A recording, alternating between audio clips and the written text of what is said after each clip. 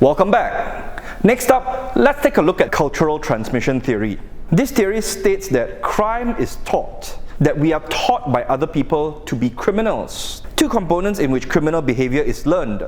First up, criminal techniques. For example, when you learn how to break into a house, if you learn how to pick a lock, or pickpocket, or to hack into someone's computer, when you know how to do something, the chances of you doing it is much higher.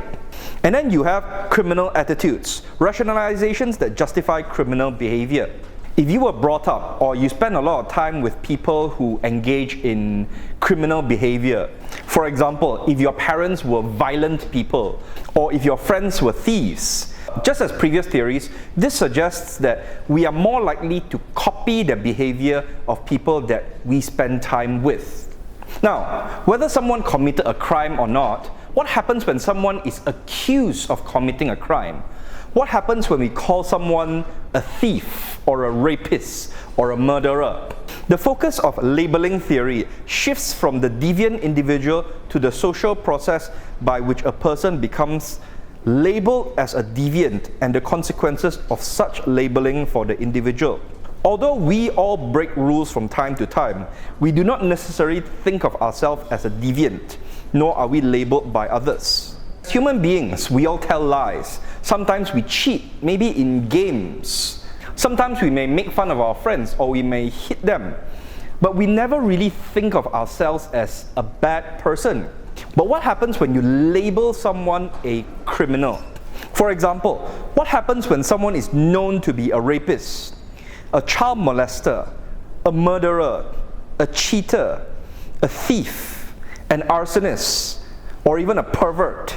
Does that person become more or less likely to commit the crime that he or she is labeled under? At least three factors sets a deviant labeling in motion. The importance of the norms that are violated, the social identity of the individual who violates them, the social context of the behavior in question. When someone steals 50 ringgit or even 100 ringgit from a cash register and we catch them, we might call the police and bring them to court and put them in jail. But what happens when someone steals 1 million ringgit or 100 million ringgit? Is that person treated the same way? What if that person is a politician or an important businessman? How does that affect the way that we label that person? When two people, one poor man and a rich man, commit the same crime, do we label them the same way? Finally, we look at law and the legal code.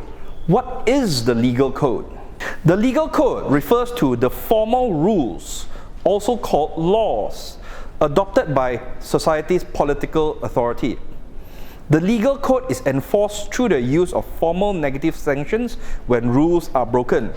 Basically, when someone commits what is considered to be a crime, instead of just slapping someone or scolding someone, we bring law enforcement in. We call in the police. We get lawyers involved. If convicted, the criminal may have a permanent criminal record which may affect them for the rest of their life. The emergence of laws. How is it that laws came into society? How do we reach the point where norms are no longer voluntary and need to be codified and given the power of authority for enforcement? Basically, the question is, why do we need formal law and punishment? Isn't it enough to tell someone that what they are doing is wrong and to maybe scold them or to tell them that they need to change their behavior? The two theories that answer this question are the consensus approach and the conflict approach. Basically, the consensus approach assumes that law are merely a formal version of the norms and values of the people.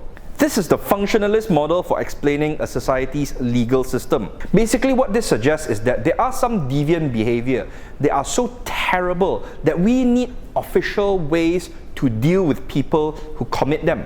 The conflict approach assumes that the elite use their power to enact and enforce laws that support their own economic interests and go against the interests of the lower classes. Basically, this suggests that it is the rich and the powerful who create laws, rules and regulations that benefit themselves and not the regular people.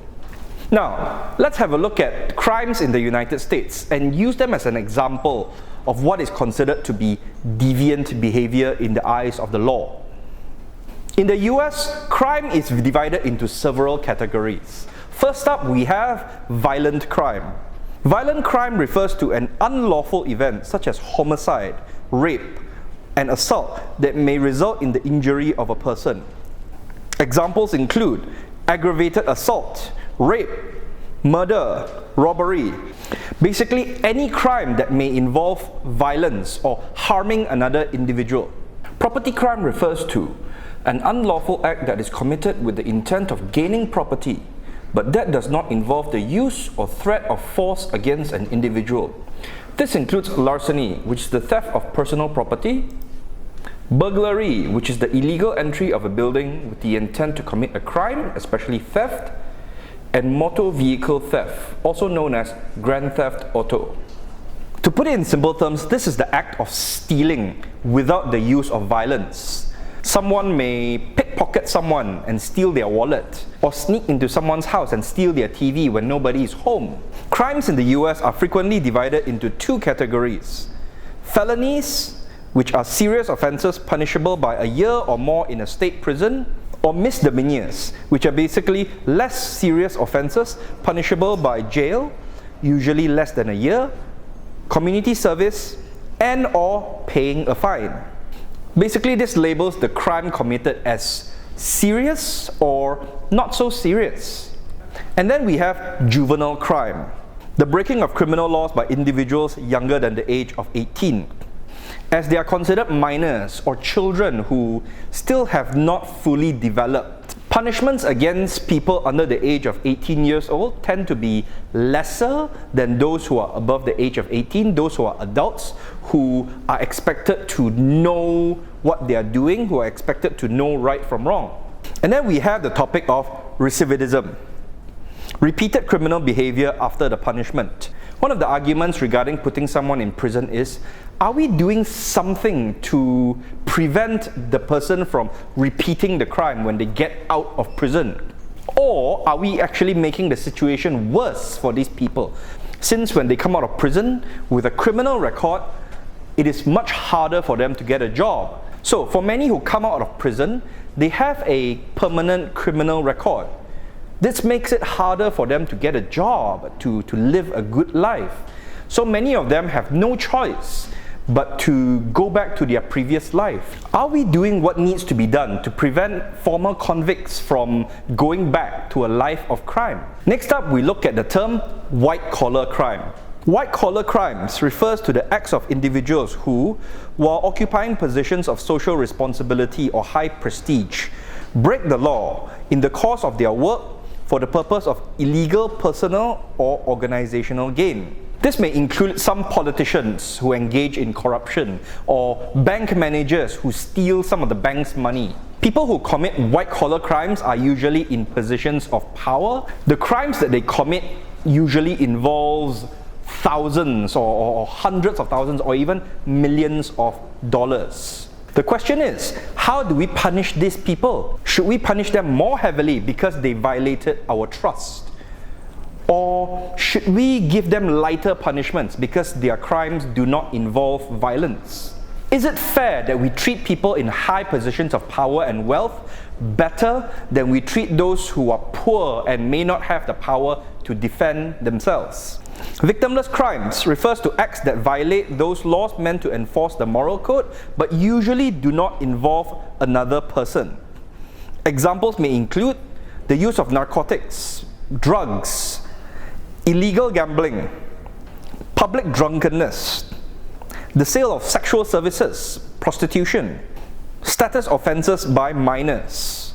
Should punishments for crimes that do not involve harming or exploiting other people be lighter than those that involve other people? Is it our own personal business or our own personal issue if we choose to take drugs, if we choose to be drunk, if we choose to gamble away our own money, if we choose to engage in prostitution? The argument is that even though these crimes do not involve other people, it usually has a big impact on society and therefore should be dealt with accordingly. Would you consider prostitution a victimless crime? First up, let me ask you a question. Should prostitution be a crime? Should prostitution be legalized, like in the Netherlands? That way there will be tighter control and regulation over prostitution, and there would be less cases of sexually transmitted diseases and even violence against prostitutes. Now, when someone performs a crime, why do we put them in jail? Why do we put them in prison? Let's have a look at these 4 goals of imprisonment. The first goal is to separate criminals from society. These are dangerous people who are very likely to harm others in society.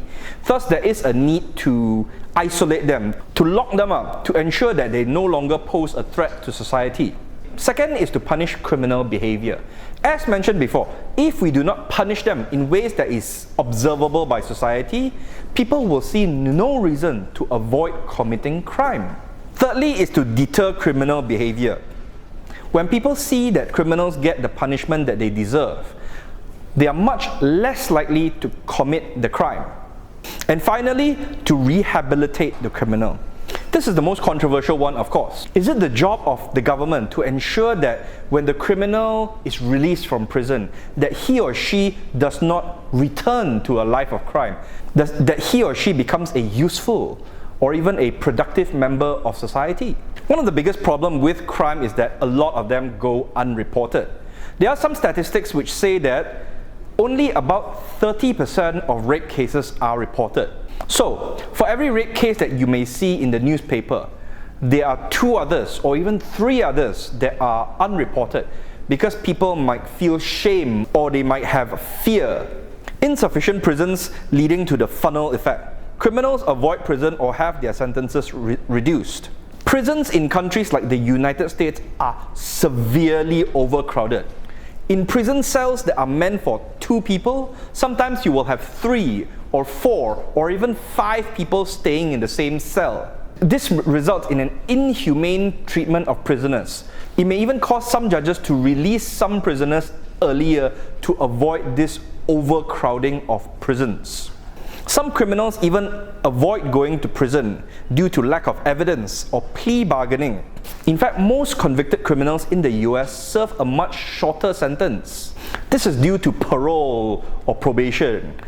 If a prison warden or a judge sees that this prisoner may have good behavior or may have learned his or her lesson, this means that as long as they don't commit another crime, they are allowed to get out of jail and to return to their former life. As the country with the most convicted criminals in prisons, the United States have a serious problem.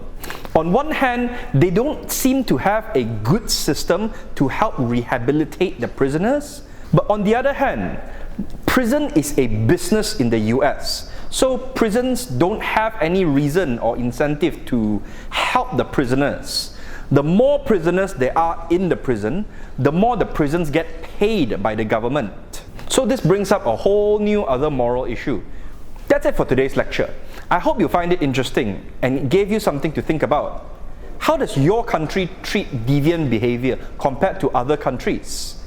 That's something to think about. I'll see you next week.